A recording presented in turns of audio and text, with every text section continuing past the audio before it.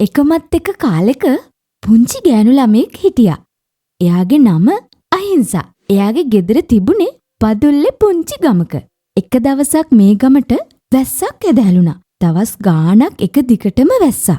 අහිංසාගේ ගෙදර ළඟ තිබුණා දොලක්. මහ වැස්සට දොල ගඟක් වගේ ලොකු වුණා. ගේ ඇතුළටත් වතුර ආවා. ගමේ හැමෝම ආරක්ෂිත තැනක් හොයාගෙන යන්න පිටත් වුණා. අහිංසා හිටියේ බය වෙලා. අහිංසගේ අම්මා අහිංසගේ අතින් අල්ලගත්තා. ඊට පස්සේ අහිංසට කතා කෙරුවා. ගම් වතුර එනවා. කවදා හරි ගම් වතුර බැහැලා යනවා. අපිට ඊට පස්සේ පුළුවන් ආයෙත් අලුතෙන් පටන් ගන්න. අම්මා එහෙම කිව්වා. අහිංසා අම්මත් එක්ක ආරක්ෂිත තැනකට ගියා. අහිංසා වගේම තව ගොඩාක් ළමයි එතෙන්ට ඇවිත් හිටියා. සමහරු හිටියේ දුකින්. අහිංසා දුකින් හිටපු ළමයෙක් ළඟට ගියා. ඒ ළමයාත් එක්ක hina වුණා. ඊට පස්සේ කතා කෙරුවා. මගේ නම අහිංසා. ඔයාගේ නම මොකද්ද? අහිංසා ඇහුවා. මගේ නම නෙතුක. දුකින් හිටපු ළමයා උත්තර දුන්නා. අහිංසාගේ අතේ තිබුණා අම්මගෙන් ලැබුණු බිස්කට් දෙකක්. අහිංසා ඒ බිස්කට් දෙකෙන් එකක් නෙතුකට දුන්නා. නෙතුක බිස්කට් එක අතට ගත්තා. hina වුණා. කාට හරි පුංචි උදව්වක් කරන එක ලොකු දෙයක් බව අහිංසට තේරුණා. දුකින් හිටපු නෙතුක hina වුණෙත් අහිංසගේ හිතේ බය අඩු වුණෙත් එයා නෙතුකට උදව් කරපු හින්දා. ගම් වතුර බැහැලා ගියා. අහිංසා දැක්කා ගමේ ගෙවල් කැඩිලා බව. ගස් වැටිලා පාරවල් මඩ වෙලා මේ ගම තිබුණු විදියට ආයෙත් හදන එක බොහොම අමාරු වැඩක්. අහිංසට එහෙම හිතුණා. අහිංසගේ ගමේ වැඩිහිටියෝ එක තැනකට එකතු වුණා.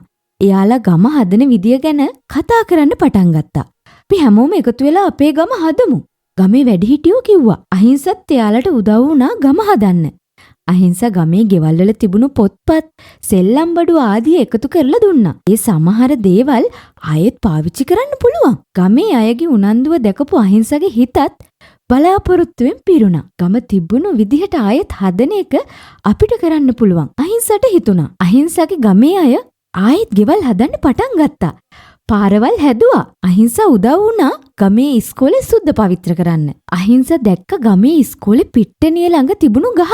ඒක ලොකු ගහක්. ගම් වතුරට ගහ ගැලවිලා වැටිලා. අහිංසා ඒ ගහ ළඟින්ම තවත් පුංචි පැලයක් හිටෙව්වා. ඊට පස්සේ අහිංසායේ පැලයට කිට්ටු වෙලා මෙහිම කිව්වා. ඔයා ශක්තිමත්ව ලොකු වෙන්න. කලින් ගහටත් වඩා මමත් එහෙම ලොකු වෙනවා. අහිංසා කලින් හිටියට වඩා ශක්තිමත් වෙන බවට අදිෂ්ඨානය කරගත්තා. මාස ගණනාවක් ගත වුණා. අහිංසගේ ගමට හොඳින් ඉර පෑවුවා. ඉඳලා හිටලා වැස්සා. හැමදේම සාමාන්‍ය වුණා. ගමේ ගෙවල් එක දෙක අලුතින් හැදුණා. ඉස්කෝලේ ආයෙමත් පටන් ගත්තා. අහිංසා හිටවපු පුංචි පැලය ටිකෙන් ටික දළු දැම්මා. අහිංසා හැමදාම මේ පැලේ ළඟට ගියා.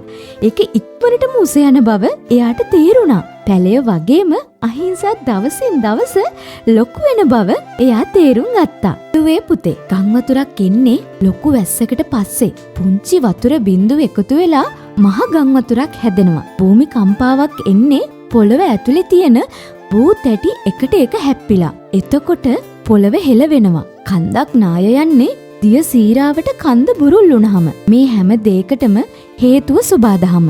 එහෙම නැත්නම් පරිසරය. ඒ තමයි පරිසරයේ හැටි. කිසිම ස්වභාවික ආපදාවක් අපිට වළක්වන්න බෑ. හැබැයි අපිට පුළුවන් ස්වාභාවික ආපදාවලට පෙර සූදානම් වෙන්න. ආපදාවකදී ආරක්ෂා වෙන්න. හද කුණාටුවකට පුළුවන් ගස්වල අතු කඩලා දාන්න. ඒත් ඔයාගේ ධෛර්යය කඩා බිඳ දාන්න කුණාටුවකට බෑ. ඔයා නිර්භීත ළමෙක්. ඔයා බොහොම ශක්තිමත් ළමෙක්. ඔයාට පුළුවන් ඕනෑම වෙලාවක හැමදේම අලුතෙන් පටන් ගන්න. හරියට අහිංසා වගේ. ඔයා කුණාටුවකට, ගම් වතුරකට, සුනාමියකටත් වඩා ශක්තිමත්. ඉතින් පුංචි අපිට පුළුවන්. මේ වගේ ලස්සන කතන්දර ඔයාලට තවත් අහන්න බලන්න ඕනේ නම් අපිව subscribe කරලා තියාගන්න. ගිහින් එන්නම්. Thanks for watching, everyone.